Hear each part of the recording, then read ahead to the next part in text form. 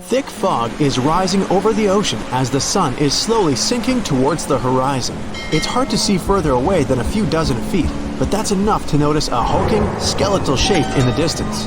As your ship approaches the figure, your heart beats faster, and then you make out the details of another vessel, abandoned by the looks of it. Ghost ships do exist, and their mysteries aren't always solved. Take MV Joyita, for example. It was a wooden vessel built in 1931 as a luxury yacht. It had served well to various people over 20 years before it was bought by a Samoan sailor and became a merchant ship. In 1955, though, Joyita's service came to an abrupt and mysterious end. On October 3rd, it set sail for another trading voyage that should have taken no more than 48 hours. Delays happen in the sea, so when Joyita didn't arrive on October 5th as scheduled, there was little worry yet. But then it failed to come on the following day too. There was no distress signal or any other sign of Joyita's presence anywhere between its departure and arrival points. A search and rescue party was dispatched to find the ship, and for 6 days, they were scouting the area of nearly 100,000 square miles. On October 12th, the mission returned to the base empty-handed. Joyita vanished without a trace.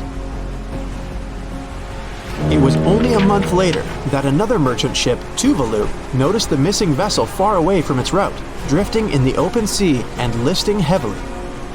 The sailors boarded the ship and found that all of its crew and passengers, 25 people total, were missing, along with all the cargo the vessel had been carrying. The radio was tuned to the International Distress Channel, meaning that the crew had been trying to ask for help, but they couldn't reach anyone because the radio cable had been damaged, limiting the range to 2 miles. The lifeboats were missing as well, indicating that people on board must have left the ship. Unfortunately, they seem to have taken the logbook with them, leaving the rescue team clueless as to what had happened. Even today, the mystery of MV Joyita hasn't been solved yet. No one knows where the crew and passengers had gone and what had caused them to leave. SV Carol A. Deering wasn't a ghost ship in the usual sense of the word. There are no sightings of it in the open sea. Instead, it was found on the shore, but the circumstances of it running aground are a puzzle shrouded in mystery. Carol A. Deering was built in 1919 in Maine, and it was a large vessel made for commercial voyages. Unfortunately, despite its large cost of construction, it had only served for a year before its last trip. July 19, 1920. The ship was traveling from Puerto Rico to Rio de Janeiro via Newport News to deliver a cargo of coal. It was almost halfway to the final destination when the captain fell seriously ill, and the crew turned back to drop him and his son off and replace the captain. The voyage went without incident, but when it came to Barbados in December to resupply, there were strange moods among the crew. The first mate didn't seem to be happy with the new captain. No one paid much attention to it back then, when they probably should have. The last sighting of Carol A. Deering at sea was on January 28, 1921, when a lightship noticed it off the coast of North Carolina. There was some commotion on the quarterdeck of the ship, where the crew were normally not allowed. Then, another vessel sighted it, but there was already no one on the decks. On January 31st, the merchant ship was found hard aground in the Diamond Shoals, a site notorious for numerous shipwrecks that had been occupying there for centuries. When the search and rescue party boarded the ship, they found it abandoned, the log and personal belongings of the crew gone, along with the 2 lifeboats. There is still no answer to what happened on board of Carol A. Deering that January, although the most popular version was mutiny. Maybe we'll never find out the truth though. SS Baychimo is perhaps one of the most notable ghost ships in history. This large cargo steamer was built in 1914 in Sweden and plodded its way dutifully over 16 years, trading provisions for pelts with native tribes of Alaska and Canada. But then, on October 1st, 1931, Baychimo got caught in pack ice. At first, it seemed the crew would be able to wait it out and continue on their route because the ship broke free in a couple of days. But in less than a week, it became caught again, this time for good. In another week, a rescue party was sent to fetch 22 of the Baychimo's crew, while another 15 remained behind to wait through the winter if necessary and get the ship back. But a month later, after a powerful blizzard struck their camp, the sailors went out of their shelters only to find the ship gone. Luckily, a few days later, a native hunter told that Baychimo hadn't been lost yet. He'd seen it about 45 miles from where they had been stationed. They managed to track it down, but decided the ship wouldn't survive the winter. So they took the most valuable cargo from its hold and abandoned it. They were wrong though. SS Baychimo did survive that winter, and many more that followed. When the ice broke, it sailed away on its own, drifting listlessly along the shores of Canada and Alaska. There were numerous sightings of the ghost ship, sometimes adrift in the open sea, and at other times stuck in the pack ice again. People attempted to board and salvage it, but weather conditions or lack of equipment always prevented them. SS Baychimo was last sighted by native Alaskans in 1969, 38 years after its abandonment. What became of it later remains unknown. The story of SS Ourang Medan is one of the most puzzling and harrowing ghost ship stories of the 20th century. No one even knows for sure if the ship even existed in the first place. It wasn't recorded in Lloyd's Shipping, the International Register of Ships, which makes it either a tall tale or a vessel that avoided being officially recognized for some shady reasons. In any case, the accounts as to what happened to the Medan vary. According to most reports, it was carrying some unknown cargo in the Indonesian waters when a distress call was received by another ship in the vicinity. The officer on duty heard an SOS message, but its contents are different depending on the accounts. The message did not repeat, and the crew of Medan didn't answer to any attempts to contact it back. The ship that received the distress call hurried to the rescue, but they only reached the vessel the following day, when it was already drifting and slightly listing. When the rescuers boarded the ship, they found that none of the crew had survived. However, one lifeboat was missing, which implied that there was at least one crew member who managed to escape. What happened to the rest of the people on board remains a mystery to this day. Still, there are no hard facts about this story, so we might never find out whether SS Ourang Medan was actually a ship and not a thing of fiction. SV Zebrina was a 3-mast sailing barge built in 1873 for river trade ships in South America. She served for well over 4 decades, proving to be a sturdy and reliable ship. It was later transferred to Europe, where it continued serving its purpose well. But then, in October 1917, Zebrina set sail on a regular voyage only to be found ashore several days later. Mysteriously, although the ship was perfectly intact, the entire crew of 5 and the captain were gone. There is no direct evidence or hard facts as to what really happened that day. The most convincing theory is that the crew were washed away from the deck because of an underwater explosion. And then the ship sailed ahead without them, but the truth, as always, remains unknown. It's 2018. You get up early in the morning to go ashore and catch some fish. You come to the spot you were yesterday, throw the hook into the sea, and wait. The float is twitching. You've caught some fish, but hey, hello? Why aren't you doing anything? Right now, you don't care about the fish. You're looking at something in the distance. You open your mouth in surprise since you see a huge ship stuck on a shoal. It wasn't here yesterday, so it got here at night. Okay, it'll probably sail away sooner or later. You fish for a few more hours. During this time, you observe the ship and notice no movement there. Is it empty? Boats and the Coastal Service are sailing from the shore to the vessel. You decide to check it out too. You get in your old boat and go there. The mist descends to the water, making the ship look creepy. The colossal vessel is rusty and empty. But where is the whole crew? And how did it get there? The Coast Guard comes on board.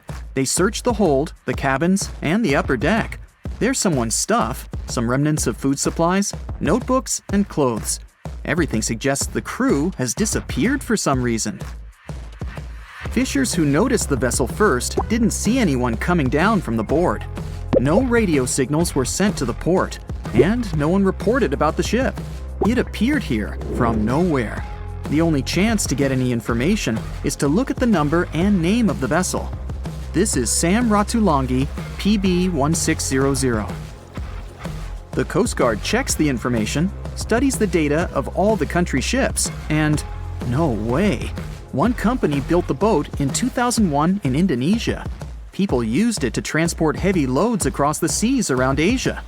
The ship had been properly operating for 8 years. People were delivering industrial goods to different points in the region, but something went wrong. In 2009, Sam Ratulangi was sailing near the coast of Taiwan, and that's it.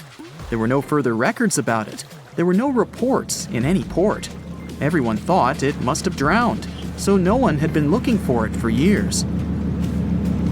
And then, 9 years later, it appears here, big and rusty, off the coast of Myanmar, without sailors, without fuel. An investigation starts. City services are trying to find out the names of all the sailors working on the ship and find clues that would lead to solving this mystery. They also hope the ship owner will appear soon. They find 2 tow ropes on board. This means that some other ship towed Sam Ratulangi to this place. Then they identify and find 13 crew members. These people say they wanted to reach the factory in Bangladesh to repair Sam Ratulangi. Another vessel helped tow the ship, but then 2 cables tore off, and a storm began. No one wanted to stay on board during such weather, so the crew members left it. No one knows what the ship has been doing for the last 9 years, and how it was possible without people on board. And here's another, much more mysterious ship story. On February 16, 2020, locals found a large cargo ship stuck on a rocky shore off the coast of an Irish village. The boat looked rusty, with holes in the hull and rotten parts. People hadn't seen this vessel the day before, so it appeared there at night. The last time people saw the Alta cargo ship was a few months earlier, thousands of miles off the coast of Ireland. That day, the Alta was sailing in the waters of the Atlantic Ocean. Another ship, the MS Protector, noticed it. MS Protector crew members tried to contact the ship, but received no response. The people on board realized that they were facing an empty vessel. And then, 5 months later, it appeared near the coast of Ireland. There are more questions than answers in this story, but we managed to find something out. In 2015, the Alta appeared and disappeared from the radar several times. Any ship has an internal tracking system, so people can track its route using satellites. But Alta crew members often disabled this system. Perhaps they were engaged in some illegal activity. Anyway, in 2017, the ship often sailed between the ports of Greek islands. Then, the tracking signal disappeared and appeared only 10 months later, off the coast of North Africa. During this time, the ship changed several flags. In September 2018, the Alta was southeast of Bermuda and headed for Haiti. Then, the crew started facing problems. First, the main engine failed right in the middle of the Atlantic Ocean. The ship began to drift. Several days passed, but the crew members weren't able to repair it. They began to run out of food and water supplies. The situation got even worse when they found out that a hurricane was approaching the place. Fortunately, they managed to contact the U.S. Coast Guard. A helicopter flew to the Alta on October 2nd to bring them some supplies. There was enough food for several days. Then, a rescue boat sailed to the ship. It evacuated all the sailors and delivered them to Puerto Rico before the hurricane. The Alta had to drift alone in the ocean. After a while, another ship approached the Alta to tow it to the shores of Guyana. But at this moment, everything went wrong. Someone stole the boat, disabled the tracking system, and sailed away in an unknown direction. After almost a year, the MS Protector found the empty Alta in the waters of the Atlantic Ocean. And then, 9 months later, the ship without a crew sailed to the shores of Ireland. How did it manage to travel across the Atlantic and get to the coast of Ireland? It's still a mystery. Maybe it was just luck. No one else saw the ship all this time. It was just covering huge distances, surviving storms. Who's the captain? What happened to the thieves? Who owns the ship now? One day, someone called the village administration and introduced themselves as the vessel owner, but that unknown person didn't provide any evidence. They found several barrels of oil on the ship, which they took away by helicopter. The Alta was rusting. Corrosion of metal could damage the environment. The vessel had no commercial value, yet it would have taken millions to get rid of it. There were 3 options for what to do: leave the ship where it was, tow it into the sea and let it sink, or disassemble it for scrap. But nature had its own plans. Storms and strong waves split the hull into 2 parts. The Alta was drifting without a crew in the waters of the Atlantic Ocean for about 2 years. But this is nothing compared to a ship that was traveling for 38 years. The record belongs to the SS Baychimo. It was a merchant vessel owned by some trading company. In 1931, the ship found itself on the ice off the coast of Alaska. Its movement slowed down. A thick layer of ice blocked the ship, and a strong storm only made the situation worse. The blizzard was so intense that the crew members couldn't see anything but a white veil in front of their eyes.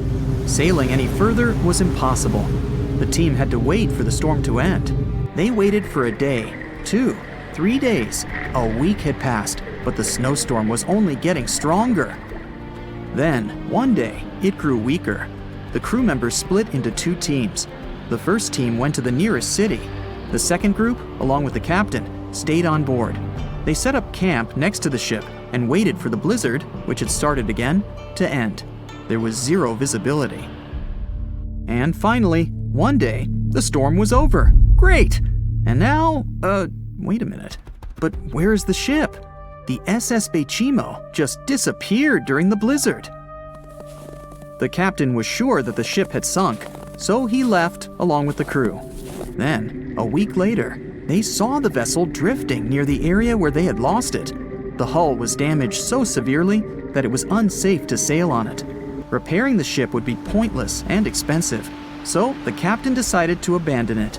He was sure that it would go underwater sooner or later, but it stayed afloat for the next few days, the next few months, and a few years. People had reported seeing it at various points along the coast of Alaska for 38 years.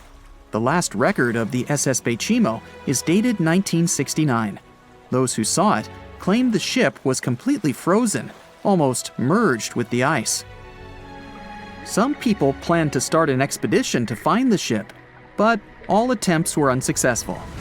The vessel is probably lying somewhere on the deep sea floor. The moon shines brightly and illuminates the black water of the ocean. Thick fog descends on it in ominous silence. Then, it's suddenly broken by the creaking of wooden boards, followed by a rippling of the waves. Through the fog, you see the outline of an old, large ship. Its hull is rusty, and a strange cold is coming from it. But the most unsettling thing is that there's no one on the deck. The ship sails without a crew. No, this isn't a mythical Flying Dutchman, but a very real ghost ship. September 2nd, 2019. The British Royal Navy's ice patrol ship, called the HMS Protector, sails through the calm waters of the Atlantic Ocean. The time is 11 p.m. Some of the ship's crew are on deck, while others are sleeping in their cabins. The captain steers the ship and looks straight at the horizon. The sky is lit up by an orange twilight, and clouds float in the distance. Suddenly, against this beautiful landscape, one of the sailors notices the black silhouette of an unknown ship. The captain slows down and steers the ship a little closer to the mysterious vessel. This is an old cargo ship, 250 feet long. Attempts to contact the crew members lead to nothing. It seems the unknown boat is floating in the ocean by itself. There's no one on board, at least, no one alive. The deck of the ship creaks from rocking on the waves. The sun sinks below the horizon, and it gets dark. The ship looks terrifying. British sailors don't dare to climb on that strange deck. They take a photo, post it on the internet, and sail away. Many people on the internet will assume the sailors met a real ghost ship. 5 months later, we're in the village of Ballycotton in County Cork, Ireland. A local leaves the house early in the morning to go for a daily run. Music in his headphones, fresh cool air, and a scenic route are ideal conditions for a good workout. The jogger runs along the road on the coast of the Celtic Sea. There was a strong storm last night, and now the sea looks calm. The man runs along the top of a low cliff and notices a huge vessel. An old rusty cargo ship 250 feet long lies on the beach, right among the rocks. No people on board. It seems the ship has been here for ages, but the local is sure this vessel wasn't here yesterday. A little later, it turns out this is the same ship that the sailors from the HMS Protector saw 5 months ago, thousands of miles from this place. The cargo ship, called the Alta, was built in 1976. Nobody knows who used it all this time and for what purposes. It's only known that in 2017, the ship was purchased by a new owner and marked with the flag of Tanzania. It's important to say that almost all cargo ships are equipped with AIS, Automatic Identification System, which is needed to track ship movements in the ocean. Since 2015, something strange started happening with the Alta's AIS. The ship disappeared from the satellites, then reappeared again. Over the past few years, this ship had changed several names and flags. It's not surprising that its AIS shut off and turned on numerous times. It's said that some of those who disable AIS on their ships do so to hide outlaw activities. The ship's captain, whoever it was, clearly didn't want to show the Alta's movements. As AIS showed in 2017, the ship had sailed near Greek port cities. The Alta made 12 stops in 3 such cities in different parts of Greece. Then, the AIS signal disappeared, and 10 months later, the Alta reappeared near the northern coast of Africa, 1,200 miles from Greece. In September of 2018, the ship was sailing about 1,400 miles southeast of Bermuda, and at that time, the crew members started having problems. There were 10 people on board the Alta. On September 19th, the ship's engine failed right in the middle of the Atlantic Ocean. The nearest shore was very far away. The ship began to drift. As days passed, the crew couldn't fix the vessel. Food supplies were running low. The crew started to panic and tried to contact someone. The situation got worse as a strong hurricane was approaching the place where the ship broke down. Crew members contacted the U.S. Coast Guard. On October 2nd, a helicopter headed towards the ship. Food and water were unloaded on the Alta. This was enough for the crew to bide their time for several days. About a week later, a rescue boat sailed about 1,500 miles to reach the Alta and help the stranded sailors. Shortly before the start of the hurricane, American rescuers succeeded. The entire crew of the wrecked ship was taken to Puerto Rico. The Alta remained drifting in the ocean. After a while, another ship arrived to tow it to the coast of Guyana.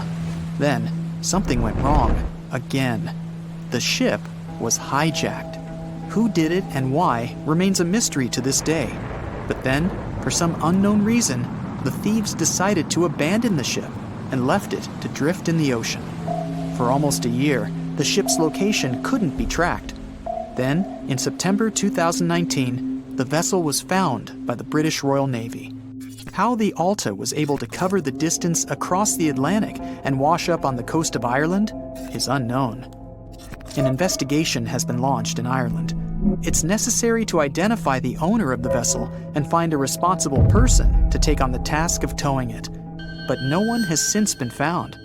Once, an unknown person called the Irish authorities and introduced themselves as the owner of the ship, but didn't provide any evidence. Several barrels of oil were found on board the Alta. To dismantle the ship, the Irish authorities will need to spend about 10 million euros. Local residents are annoyed by the wreck too. Corroding metal is bad for the environment, and kids have already snuck on board and posted a video on the internet from inside the abandoned ship. the further fate of the Alta remains unresolved. It's still lying there. That ship sailed in the ocean for just 2 years. Now imagine if some other managed to drift for 38. In all that time, no one could catch this ship, and people still seek it. That vessel is called the SS Baychimo. It was a merchant ship owned by a Canadian trading company. In 1931, the ship got stuck in ice off the coast of Alaska. A strong snowstorm began. The team waited a week for it to end, but the storm only intensified. One day, the weather improved a bit, and part of the team was evacuated to the nearest city. Another part of the crew, with the captain, set up camp near the ship. The storm started again and didn't stop for a long time. The blizzard was so heavy that the ship's captain couldn't see beyond his arm's reach. Finally, when the storm was over, the captain saw that the ship simply vanished. He decided the Baychimo sank during the storm. A week later, the ship was found, drifting near the place where it was lost. The hull of the ship was damaged so badly that it was unsafe to sail on it. The captain decided to abandon the ship. However, it didn't sink. For the next 38 years, it was drifting at various points along the Alaskan coast.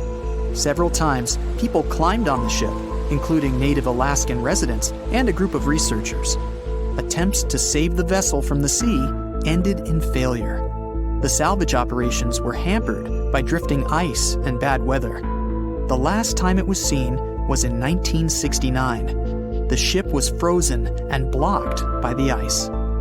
In 2006, the government created a special project to find the Baychimo. However, in all these years, the ship still hasn't been found. Its fate is unknown. It's likely that the ship has finally found peace and is now lying on the seabed of the Chukchi Sea. Can we estimate how many ships and airplanes were lost in the Bermuda Triangle?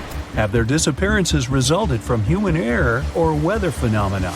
Let's try to find out. We have a curious story of the SS Cotopaxi. This ship vanished in 1925, traveling from Charleston, South Carolina to Havana, Cuba. It never reached its destination. Years later, in the 1980s, a wreck was found 40 miles off St. Augustine, Florida. Since specialists could not precisely determine what and where it came from, they nicknamed it Bear Wreck. It took many additional years of work, done mainly by marine biologists, to identify that this ship was indeed the missing SS Cotopaxi. This was confirmed in January 2020. How did the ship just reappear? And how did it get there, since this mysterious shipwreck isn't even in the Bermuda Triangle? Now, let's see who came up with this term, Bermuda Triangle. Can you actually pinpoint the triangle on a map? No, it's not an officially recognized location either. The Bermuda Triangle does not appear on any world map. Nobody has agreed on its exact boundaries. There are only assumptions with approximations of the entire area, ranging between 500,000 and 1.5 million square miles. By all approximations, the region has a vaguely triangular shape. In 1964, an American author named Vincent Hayes Gaddis first came up with the idea when writing an article for Argosy magazine. He used the Bermuda Triangle to describe a triangular region that has destroyed hundreds of ships and planes without a trace. It is pretty hard to get the number of lost ships and planes because some ships and aircraft have gone missing without leaving a trace. Their wreckage in the region has not been recovered, but the recorded stories should help us. Legends about the Bermuda Triangle date back to the 15th century, like that of the Italian explorer Christopher Columbus. When sailing through the Atlantic waters, he passed by this location in the late 1400s. In what we now know as the Bermuda Triangle, he saw a huge flame that seemed to just crash into the ocean. Later, he saw an unusual light flashing in the distance at the exact location. Like many other sailors since then, his compass had severe malfunctions. Flight 19, a Navy plane on a routine schedule back in 1945, also started the Bermuda Triangle legend. It was commanded by Lieutenant Charles Taylor, and it's recorded that he just got lost in the triangle for no reason. Since pilots had no GPS back then, they had to trust their compasses and keep track of how long they'd been flying in a specific direction and their speed.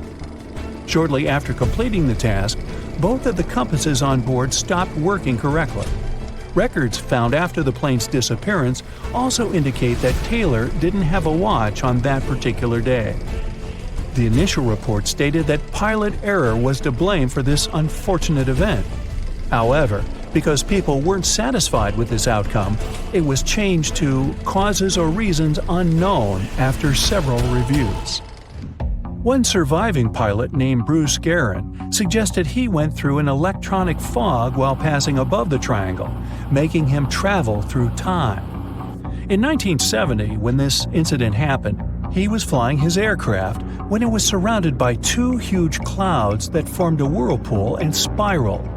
Like many others before him, he noticed that his navigation devices were malfunctioning. When he eventually made it out of those clouds, he discovered that his flight had only taken 35 minutes. It should have taken 75 in total. Since he had no other reasonable explanation for what he went through, he believed he must have been pushed forward in time. It's not only strange-looking clouds that have been seen above the Bermuda Triangle. In 2014, a pilot recalled almost colliding with a flying object that he could not identify whatsoever. Some of these strange encounters were even caught on tape. It's the case of an early 2015 flight whose passengers noticed a curious object just floating over the ocean. The pilots have yet to figure out what they actually saw back there.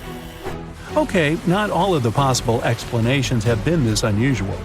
Oceanographers, for example, have also tried to explain why ships disappear around here. So they recently came back to one of their old theories: rogue waves. These are immense walls of water that just pop up suddenly.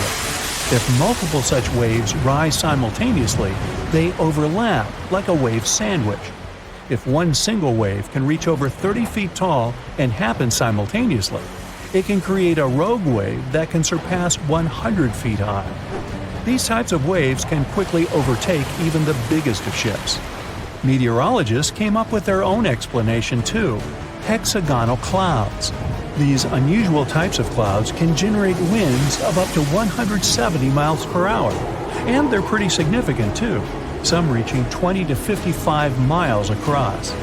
As such, waves inside these wind giants can go as high as 45 feet. The Earth's own magnetic force might also have something to do with it. Within the Bermuda Triangle, compasses point to true north, the geographic North Pole, rather than magnetic north, the shifting magnetic North Pole.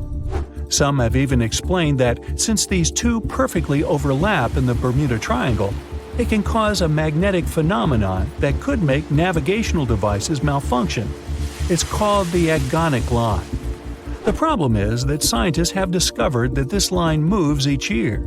It might have passed through the Bermuda Triangle at one point, but it's now through the Gulf of Mexico. Other strange natural phenomenon found along the coast of Norway could help explain why the Bermuda Triangle has claimed so many ships.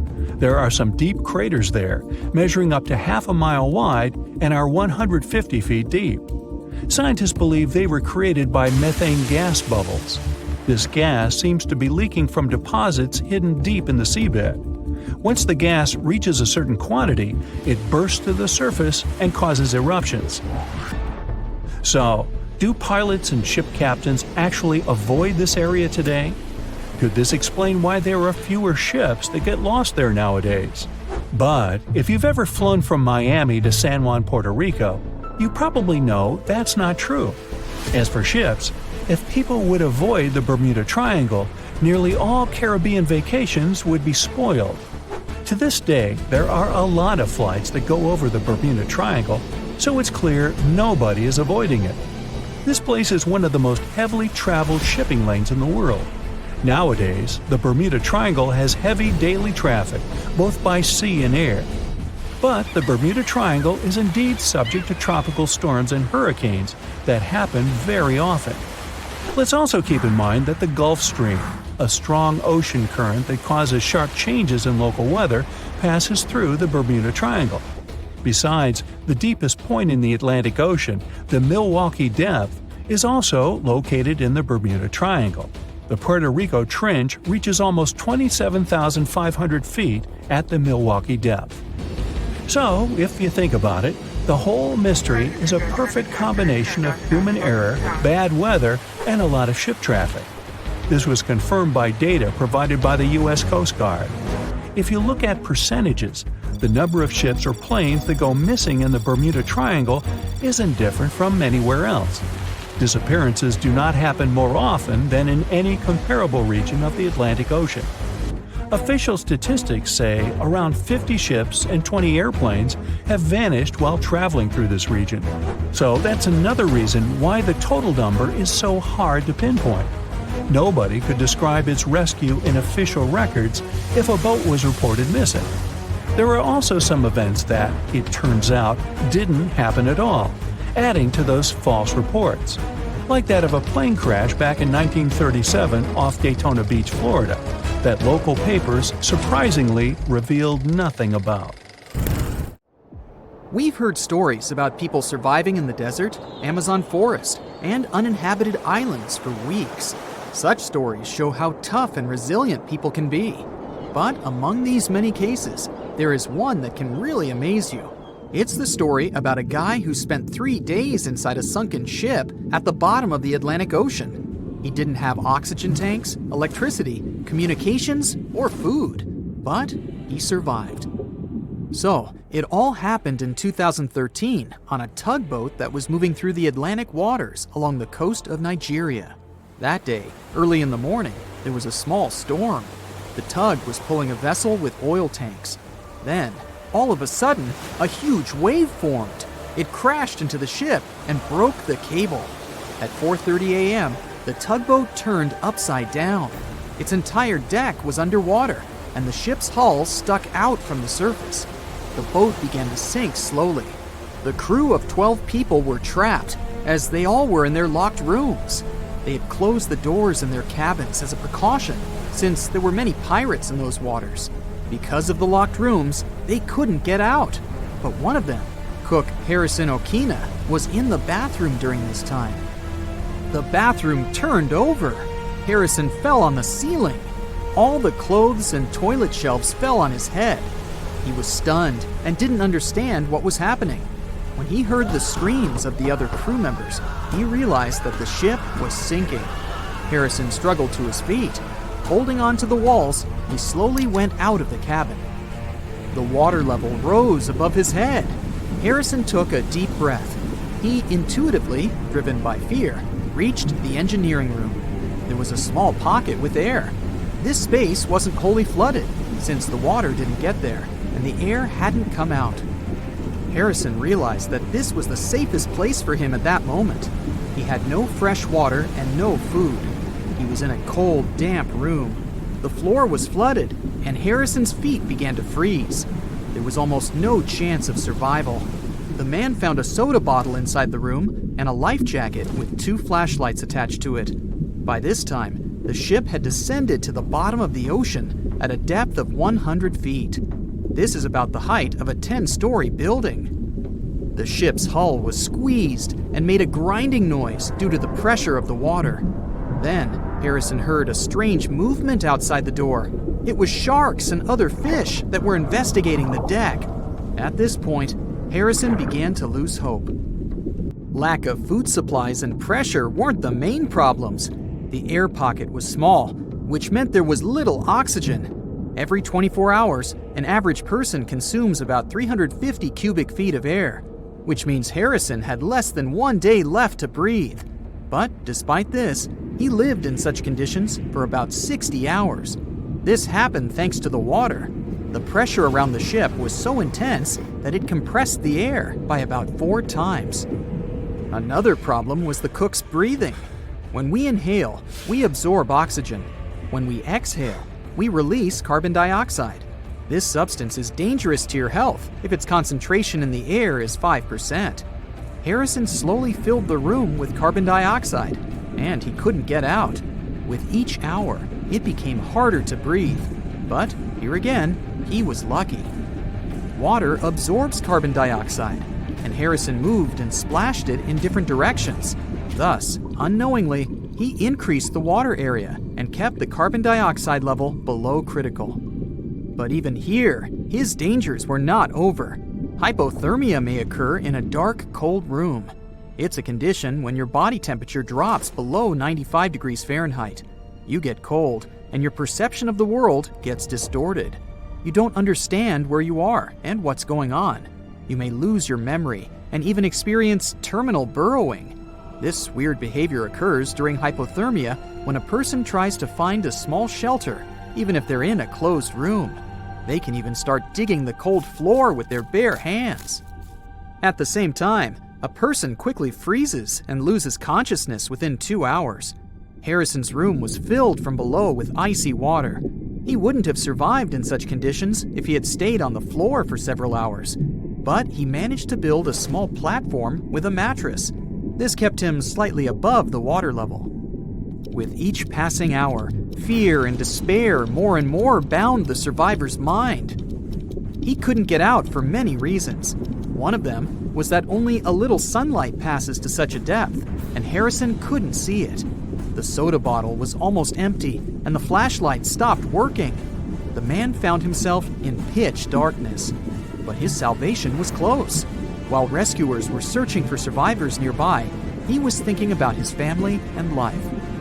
Harrison noticed rays of light through a hole in the wreckage. Divers were examining the seabed. It was the only chance to survive. Harrison came out of the air pocket and swam towards the rescuers. He was making his way through the darkness. The ray of light coming from the diver's flashlight disappeared. Harrison tried blindly to find the diver, but they were at the other end of the deck. His oxygen was running out, so Harrison decided to return. There was almost no air left in his lungs. He began to suffocate, but still got to the rescue room. The main thing was not to despair. It was his only chance for salvation. After catching his breath and replenishing the oxygen supply in his lungs, Harrison made a second attempt. He got out of the room and noticed the diver. He swam towards them with all of his might. The lifeguard didn't see Harrison, so the cook knocked on his neck from behind and grabbed his hand tightly. The diver was initially scared, but he realized a living person was in front of him. Harrison swam to his room and led the lifeguard as his oxygen ran out. You can easily find a recording from the diver's camera on the internet, where the frightened Harrison was in his rescue room during a meeting with the diver. The rescuers gave him an oxygen mask. They didn't believe there was a living person in front of them. Harrison couldn't immediately get to the surface because of the pressure. He spent about 60 hours on the seabed, so he needed to change the pressure level slowly to prevent damage to his health.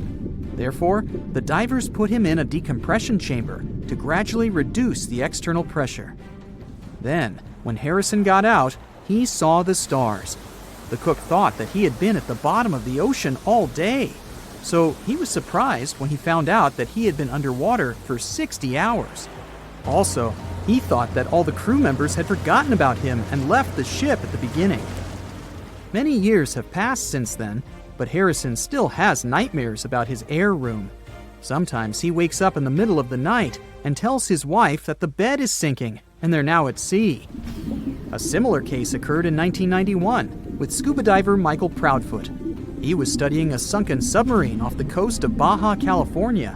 During this dive, he accidentally broke his breathing regulator and deprived himself of oxygen reserves. Michael couldn't get to the surface because he was too deep. He wouldn't have had enough air in his lungs. Fortunately, the diver found an air pocket inside the ship. He swam there and waited for rescuers. For 2 days, he was underwater in complete darkness. He ate raw sea urchins and drank a small amount of warm water from a found pot. Fortunately, rescuers found him. Michael Proudfoot got out of the trap and stayed alive. The voyage started just like any other. The cargo ship SS Cotopaxi is making another journey to Havana, Cuba to deliver coal. It's November 29, 1925. For Captain Meyer and his crew, leaving Charleston Port, South Carolina.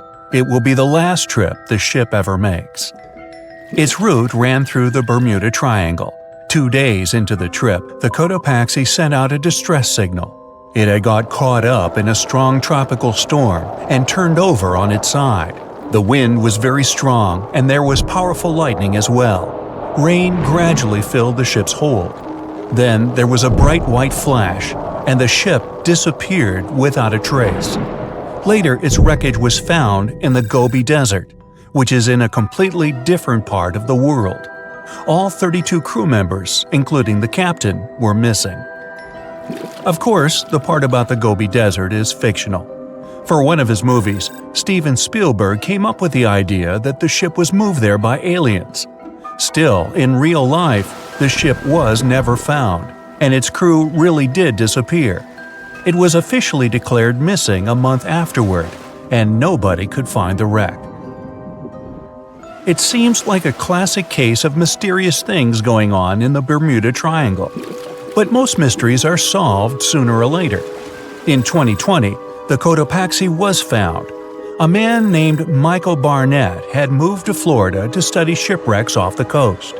One wreck in particular really caught his attention. It was much larger than the others, and the locals called it the Bear Wreck. It was about 40 miles from St. Augustine in northern Florida, but no one had ever managed to identify the rusty hull. So Michael started to do some detective work. He measured the size of the shipwreck and started working through all the information he could find. He researched hundreds of old newspapers, leafed through insurance records, and looked at artifacts found on the wreck. After hundreds of hours of hard work, Michael was sure it was the Cotopaxi. But a few years before, there had been a rumor that the same ship had been found off the coast of Cuba. The Coast Guard found the wreck of a cargo ship about the same size that looked a lot like the one lost in 1925. Michael was sure they were wrong, so he teamed up with some science journalists and kept investigating. Soon they discovered something that seemed to confirm Michael's belief. Divers found brass valves with the letters SV on them in the wreckage of the ship. Michael suggested these initials referred to Scott Valve Manufacturing Company. The headquarters of this company was in Michigan, not far from where the Cotopaxi had been built. The company had probably supplied parts for the Cotopaxi.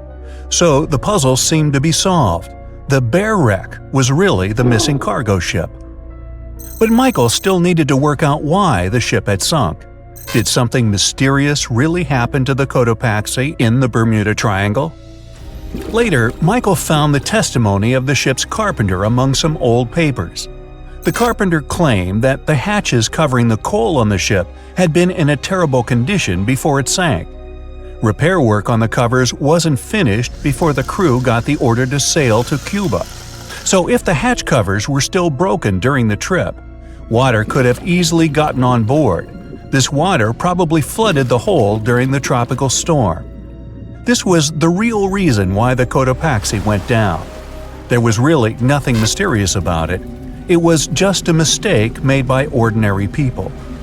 But this is just one example out of dozens, or even hundreds, where ships and planes have gone missing in the Bermuda Triangle. We still can't explain some of these incidents.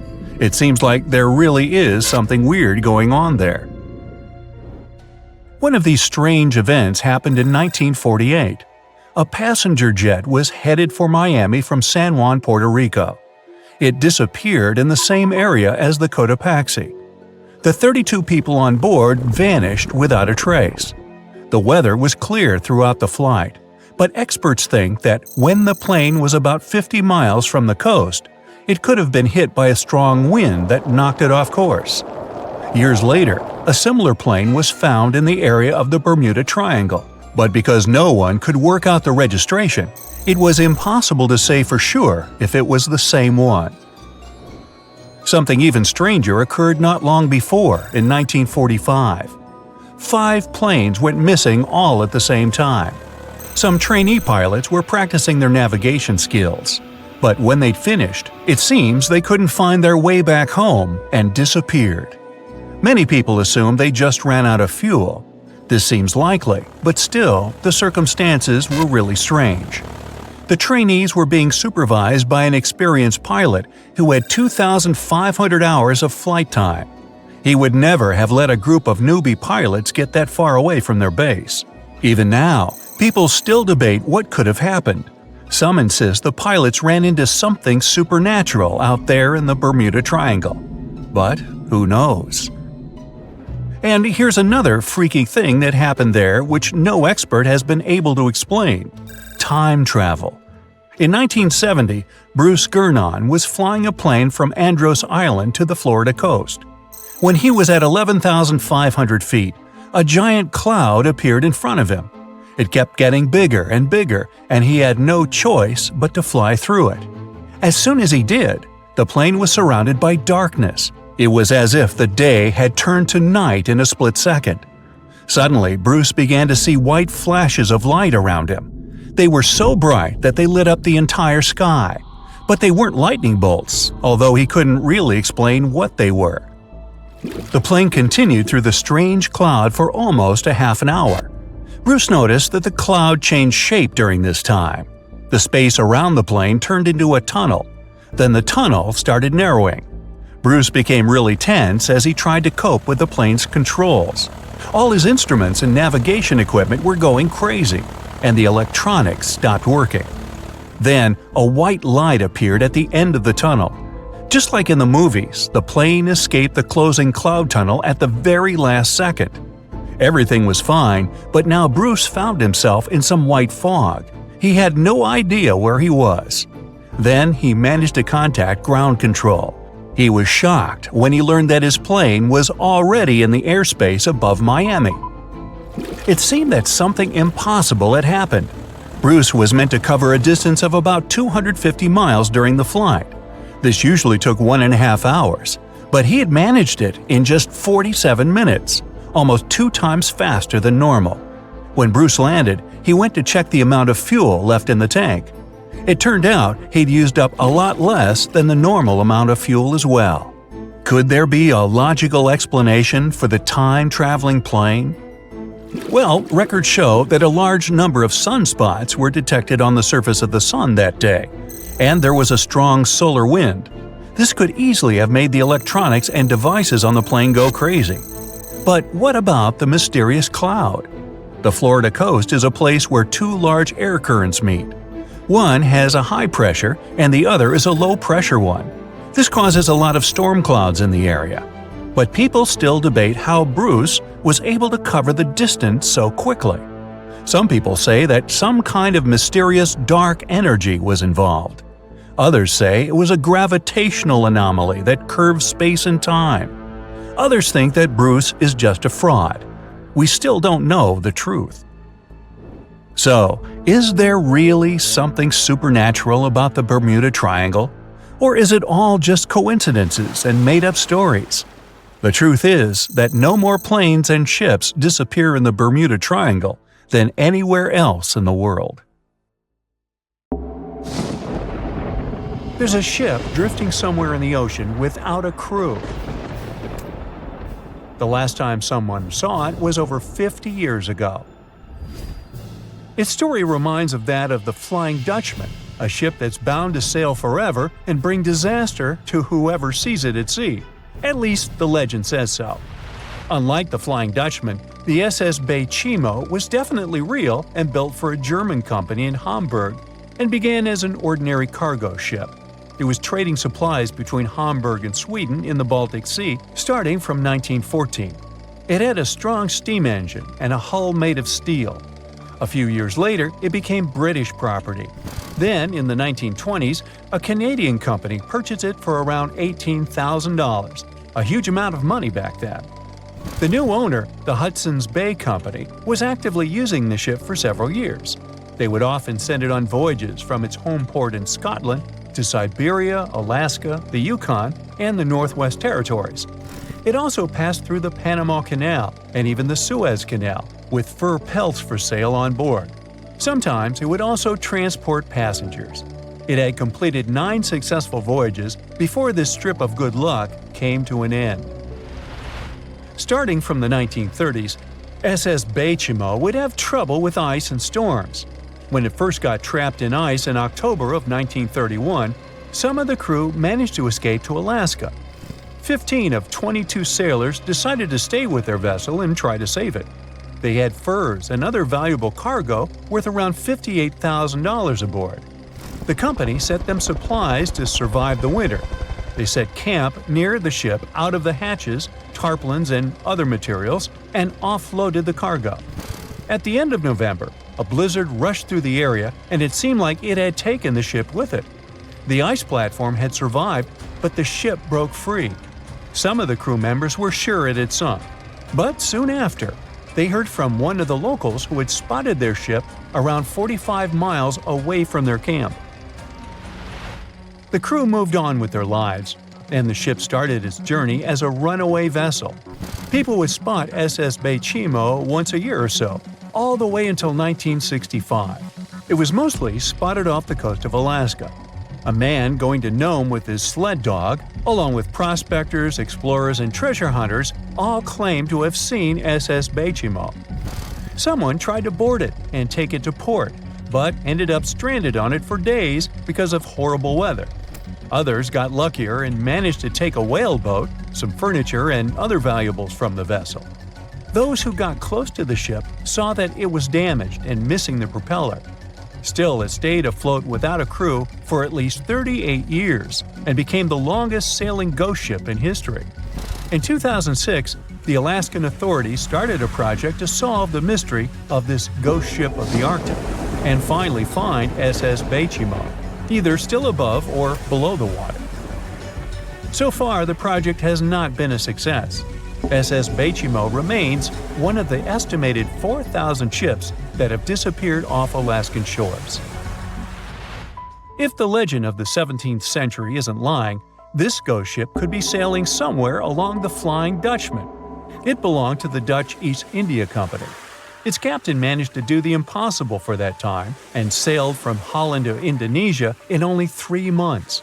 They said he was flying over the sea, and some evil tongues explained that he had made a deal with evil forces to achieve that. Once the ship was sailing back home, its captain and crew disappeared without a trace. There are many versions of what happened to it. One of the first ones said it had tried to enter port at the Cape of Good Hope, got in a terrible storm, and sank as there was no captain to save it. Another legend says the captain had refused to obey the skies to let the ship sink during the storm. A scary life form then struck the boat and the crew, and it was condemned to forever wander without rest. Many sailors claim to have spotted the Wandering Dutchman. The Duke of York, who was to become King of England, mentioned having seen it in Australian waters. Right after spotting the ship, the man who saw it first fell from the top of the mast and didn't survive.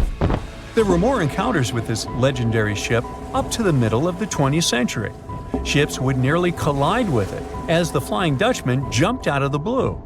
Scientists have a more logical explanation for this mystery: Fata Morgana, not to be confused with Hakuna Matata.